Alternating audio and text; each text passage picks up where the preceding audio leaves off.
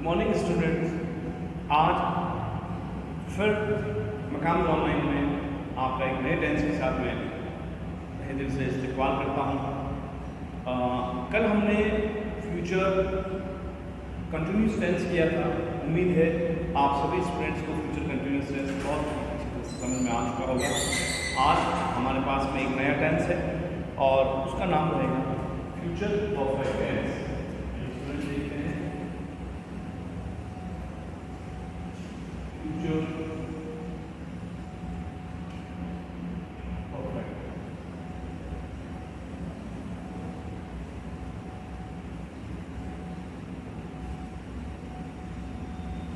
पहचान देखते हैं सबसे पहले।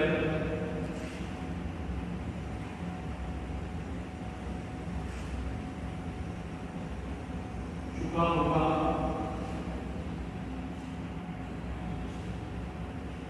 चुकी होगी और चुके होंगे। चुका होगा, चुकी होगी, चुके होंगे। स्टूडेंट्स, आपने एक चीज अगर नोट की हो तो क्या चीज नोट की होगी कि जितने भी परफेक्ट टेंस हैं, चाहे वो पास्ट परफेक्ट हो, चाहे वो प्रेजेंट परफेक्ट हो, चाहे वो फ्यूचर परफेक्ट हो, आप सभी ने एक चीज नोट की होगी कि जब भी परफेक्ट टेंस आया है उसकी पहचान, वाक्य के अंत में जो भी पहचान आई है वो चुका, चुकी, चुके से ली गई। यानी हमने और बताया था कि कभी कभी मान लें आप चुका वर्ड नहीं हो, ये शब्द ना आ चुका है, तो उसमें आपके शब्द आता है लिया है, दिया है, किया है, ले ली है, देख ली है, दे दी है, ली है, दी है, सुनी है, की है वगैरह। तो वो भी इसकी पहचान में आते हैं, परफेक्ट की पहचान में। कि परफेक्ट को पहचानने के लिए आपको चुका, चुकी, चुके ये वर्ड लगाने हैं और टेंस के अकॉर्डिंग, यानी अगर प्रेजेंट है तो उसके आगे आप है लगाएं, चुका है, चुकी है। यदि पास्ट है तो उसके आगे आप था लगाएं, चुका था, चुकी थी। और फ्यूचर है तो होगा, होगी और होंगे का प्रयोग करें। मेरे ख्याल से आपको समझ में आ चुकी होगी बात कि जब भी परफेक्ट हो चुका उसकी पहचान लगाएं। अब टेंस देख लें आप कि वो पास्ट है, प्रेजेंट है या फ्यूचर है। यदि प्रेजेंट है तो है लगा दें, चुका है बनेगा। अगर पास्ट है तो था लगा दें, चुका था बनेगा। और फ्यूचर है तो होगा लगा दें, चुका होगा बनेगा। मेरे ख्याल से आपके लिए ये जानकारी काफ़ी अच्छी होगी। आप एक बार नोट करना प्रेजेंट, पास्ट और फ्यूचर के परफेक्ट टेंस की पहचान। आइए स्टूडेंट्स, दूसरा टॉपिक हमारे पास में है हेल्पिंग वर्ब का। हेल्पिंग वर्ब की अगर हम बात करें तो इसमें विल तो लगाना ही है आपको और शैल भी लगाना ही है। मगर जब परफेक्ट की बात कर रहे हैं तो प्लस आपको उसमें हैव जोड़ देना है और इसमें भी प्लस आपको हैव जोड़ देना है। वर्ब की थर्ड फॉर्म एंड ऑब्जेक्ट लग जाएगा इसमें। अगर आप देखें स्टूडेंट्स, ये तो हमने पूरा आपको स्ट्रक्चर ही समझा दिया है। तो मेन वर्ब देखें आप इसमें वर्ब थर्ड फॉर्म और इसका मेन इंपॉर्टेंट चीज है वो है फॉर्मूला। यदि आपके फॉर्मूले पे नोट करें, गौर करेंगे तो subject, will and shall plus है plus third form and object. आप फिर से देखें students, subject, will, shall, have, third form and object. आइए इसी एफर्मेटिव सेंटेंस पे नजर डालते हैं।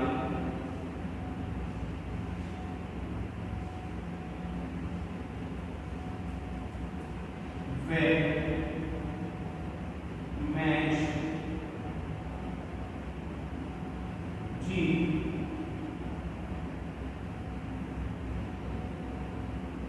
चुके होंगे। They will have, third form will one one, they will have won the match। इसी को नेगेटिव बनाते हैं, ध्यान रखिए एक चीज, नॉट का प्रयोग करना है।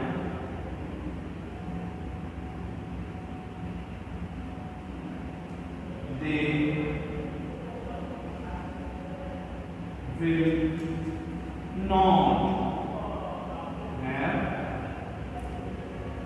won the match।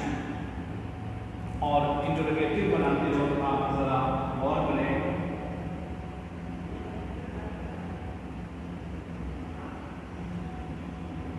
Students interrogative बनाते हुए जरा गौर करें आप कि हेल्पिंग वर्ब, मैंने आपको कहा था जब भी आपको प्रश्नात्मक प्रश्नवाचक वाक्य बनाना है तो आपको हेल्पिंग वर्ब को सब्जेक्ट से आगे लाना है।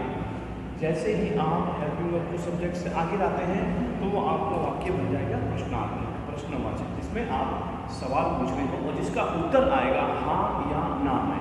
जैसे कि क्या वह मैच जीत चुके होंगे, हाँ वे मैच जीत चुके होंगे, या फिर नहीं वे मैच नहीं जीत चुके होंगे। आइए देखते हैं कैसे हेल्पिंग वर्ब आगे आए। विल सब्जेक्ट अब डालें, they have won the match। Student अब आप चलते चलते एक चीज और बताते जाऊं मैं आपको, नेगेटिव इंटरोगेटिव को साथ में बनाएं, यानी इसका अर्थ निकलेगा, यानी उसमें नेगेटिव सेंस भी आ जाएगा, नॉट भी आएगा, और इंटरोगेटिव सेंस यानी हेल्पिंग वर्ब आगे भी आएगी, क्वेश्चन मार्क भी आएगा, प्रश्नवाचक भी होगा। जैसे क्या वे मैच नहीं जीत चुके होंगे, ये देखते हैं उसको हम कैसे बनाते हैं। उसको हम बनाते हैं इंटरोगेटिव। स्टूडेंट्स इसको एक बार जरा सा ध्यान से देखिएगा, इंटरोगेटिव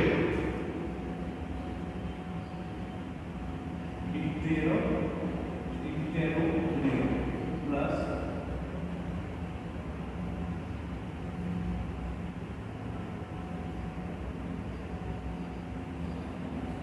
इंटेरोनेगेटिव, ये बना interronegative tense. Will they have not won the match। याद हमने एक सेंटेंस को और इसमें जोड़ दिया है जिसका नाम इंटरोनेगेटिव है। आप इसमें इस वाक्य को इंटरोनेगेटिव में बना सकते हैं। हमने यहाँ पे ये इंटरोगेटिव हो गया और यहाँ इसको नेगेटिव भी बना दिया हमने। क्या वे मैच नहीं जीत चुके होंगे, क्या वे मैच नहीं जीत चुके होंगे। इसमें आपको याद करने की कोई बात नहीं है, क्योंकि इसमें जो आपने नेगेटिव में जो स्ट्रक्चर बनाया है और जो इंटरोगेटिव में स्ट्रक्चर बनाया है उसको दोनों को शामिल करके लिखना है, मर्ज करके मिला के लिख देना है, तो आपका नया टेंस बन जाएगा, सेंटेंस बन जाएगा जिसका नाम होगा इंटरोगेटिव सेंटेंस। स्टूडेंट्स उम्मीद है आपको फ्यूचर परफेक्ट टेंस की समझ में आ गया होगा। एक बार फिर देखते हैं इसकी पहचान की यदि बात करें हम तो चुका होगा, चुकी होगी, चुके होंगे, लिया होगा, दिया होगा, कर लिया होगा, खा लिया होगा, ली होगी, देख ली होगी, सुन ली होगी, पी लिया होगा, बोल दिया होगा। जब ये पहचान आए तो आप पहचान से समझेंगे फ्यूचर परफेक्ट है। विल हेल्पिंग वर्ब की बात करें, विल सब्जेक्ट के हिसाब से या फिर शैल का प्रयोग करें और उसके साथ में हैव, विल हैव या फिर शैल हैव। मेन वर्ब की यदि बात करेंगे तो थर्ड फॉर्म का यूज होगा मेन वर्ब। स्टूडेंट्स फिर बता रहा हूँ आपको, इम्पोर्टेंट चीज़ है, बहुत बहुत इम्पोर्टेंट चीज़ है। आप लोगों को कुछ भी अंग्रेजी में लिखने के लिए, सेंटेंस बनाने के लिए आपको वर्ब आनी चाहिए। अगर वर्ब आपको आती है तो उसकी फॉर्म्स, तीनों फॉर्म आपको आनी चाहिए। स्टूडेंट्स तीनों फॉर्म बहुत बहुत बहुत ज़्यादा इंपॉर्टेंट है। जब आप ऐसे लिखते हैं, रिपोर्ट लिखते हैं, पैराग्राफ लिखते हैं, पैसेज बनाते हैं, स्टोरी लिखते हैं, तो आपको उस समय वर्ब की अहमियत पता चलती है। तो इसलिए स्टूडेंट्स आप वर्ब भी साथ साथ देखते चले जाएं। रोज़ आप कम से कम 10 वर्ब्स को रोज़ देखें जो रेगुलर वर्ब्स हैं वो भी देखें और इररेगुलर वर्ब्स हैं आप उनको भी देखें, जिसमें second form third form same रहेगी वो भी देखें, और जिसमें सेकंड फॉर्म और थर्ड फॉर्म दोनों बिल्कुल अलग रहेंगी उस फॉर्म को भी आप देखें।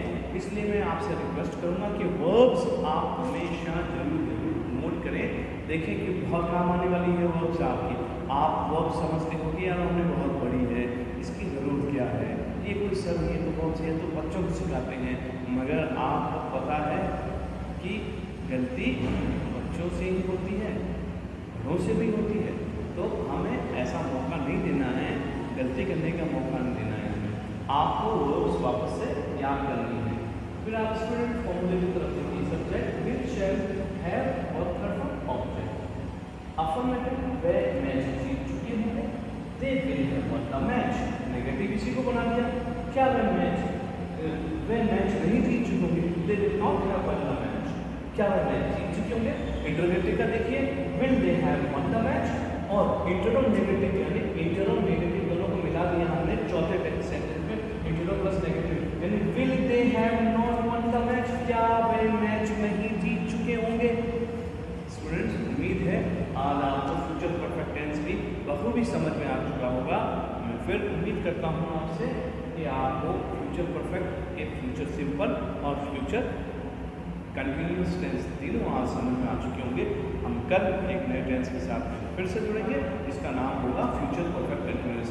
उससे पहले स्टूडेंट्स आप पास्ट और प्रेजेंट के चारों टेंस के एक एक वाक्य घर पे रोजाना बनाएं, और अगर आपको कोई सेंटेंस बनाते हुए कोई परेशानी की प्रॉब्लम आती है तो मेरे पर्सनल नंबर 9509711431 पर मुझे व्हाट्सएप करके आप अपने कन्फ्यूजन्स को दूर करवा सकते हैं। Thank you students, keep learning and keep be happy.